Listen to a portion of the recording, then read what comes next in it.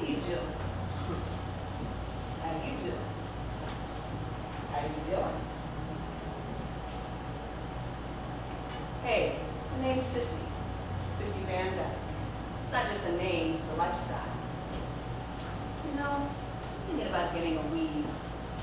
Not to make any sort of Janet Jackson-esque fashion statement, but because I'm sick and tired of going into a store and having the clerk come up to me and ask me, "May I help you, sir?" Now the sir part is not the problem. I could care less what they call me. But after a while, they'll notice my earrings or the curve of my breasts, and they get all flustered like, "Oh my God, ma'am, I'm so sorry." I'm like, calm down, relax, no big deal. Just put on your little gloves and make me a sandwich. No, I think this look is a little too L-word for me. I don't understand why people have no intention of dating get so hung up about whether I'm male or female. I mean, what difference does it make? Are you going to put more milk in my latte if you think I'm a man? Are you going to bag my groceries more carefully if you think I'm a woman? Get over it already. You know, to me, in my opinion, the gender should only matter if you're trying to figure out who you want to have sex with. And sometimes it doesn't even matter then. Oh, speaking of sex, I've got a date in half an hour with beautiful, sultry Miss Tawana Moreno. Now, Miss Moreno does not tolerate the tardy. That is one woman whose gender is never questioned. We've been dating for about 2 years now. We're not girlfriends or anything because I'm non-monogamous, and so is she.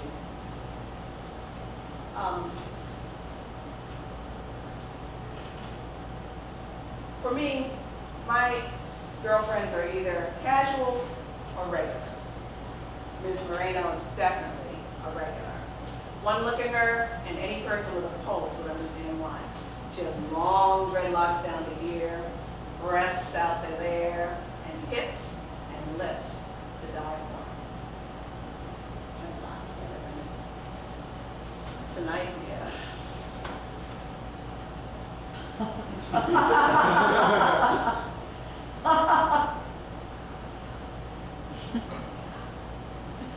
I didn't know you would be jamming until the break of dawn. We'll be jamming and jamming and jamming and jamming and jamming and jamming. No, I look too much like George Clinton. You know, sometimes I wish I looked more like Tawana, in a soft butchy sort of way. You know, the kind of thing that happens to me never happens to Tawana. For example, I was at Harold Washington Library the other day, and I see this little boy just staring and staring at me. And this kid's about 10 years old, so if he had any kind of home training, I figured he'd know better than to disrespect folks like that. So I figured he must be an orphan or something. I flashed him a little friendliness, and I think that encouraged him because he came right up to me, looks me up and down, and says to me, "What are you, a boy or a girl?" Well, soon after that, I figured out he's not an orphan because his mother comes running over and she's all like, "Rupert, don't be rude. Leave that nice person alone." Rupert totally ignores his mother. He keeps staring up at me like, well, and I can tell from the way that Mom is eyeballing me that she's kind of curious herself. So I bend down to the kid and I say, "You know, Rupert, it doesn't matter if I'm a boy or a girl because I am much, much, much too old for you." As I walk away, I can hear him saying to his mother, "What was he talking about, Mommy?" You know, a kid I can understand, but I'm still amazed by how many adults still come up to me and demand to know if I'm male or female. My response varies depending on my mood. Activist response. Why do you want to know? Are you trying to figure out how best to oppress me? Playful response. Let me check. Yep, still a woman. Flirty response. Who's asking, you or your fine-looking girlfriend, sister, or mother? Disappointed response. Dang, and I tried to look extra pretty today. CIA response. Sorry, sir, you're not cleared for that information. If I tell you, I'm going to have to kill you. You know, it's still, this whole gender thing is just an example of the low level of intelligence we have in this country in certain areas. The other day, I'm over at Wrigley Field, just getting my weekly dose of disappointment.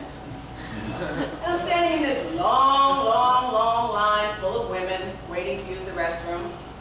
And this old gal turns to me, and she says, "Excuse me, sir, the men's room is over there."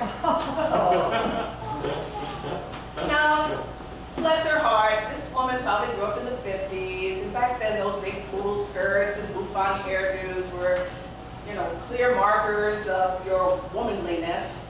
But come on now. I look over at the men's room, there's no line. Men are strolling in and out of there like there's some kind of conveyor belt. Enter, zip, fire, aim, shake, zip, dampen hands, blow dry hands, wipe hands on pants, exit. I turned to the woman and I said, "Listen, Toots, do you honestly think I'd be standing in this line if I didn't have to? You obviously don't just think I'm a man, you think I'm some kind of crazy man." And I'll tell you one thing, if I had a crazy man standing behind me, I would keep my trap shut. And she did. You know, that woman, that mother at the library, even though she could use some serious help with some home training, she probably had the right idea when she called me a person instead of some gender pronoun. I read this book recently by Marge Piercy called Women on the Edge of Time. And in the book, Piercy imagines a gender-neutral future where everyone is just a person. The only pronouns they use are person and her. So a typical telephone conversation might go something like this. "Person, I gave person her ring back and I told her I would never marry her if her was the last person on earth." That would sure make life a lot easier, except I know some straight macho guys would probably still get bent out of shape because her sounds so much like her. I can hear them now. "Dude, how many times I got to tell you, I'm not a her, I'm a pim." Ooh, thanks, I better get a move on. I don't want to get on Tawana's bad side. Oh wait, maybe I do. The interesting thing is that when I first started dating Tawana, she was actually a he. Person was a her. So like I said, gender shouldn't really matter unless you're trying to figure out who you're going to have sex with. And sometimes it doesn't even matter then.